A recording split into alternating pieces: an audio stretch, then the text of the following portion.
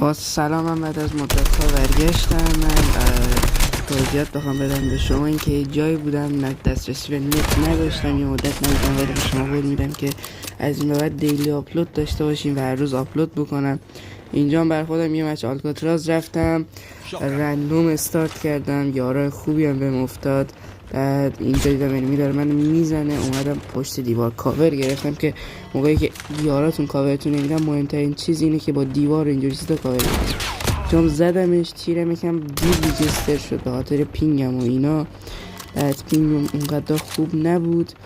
من لایک و سابسکرایب فراموش نشه که منم یه انرژی بگیرم و بابت دیلی آپلود بتونم یه انگیزه‌ای داشته باشم. ولی من بهتون قول میدم که هر روز دیلی آپلود داشته باشم.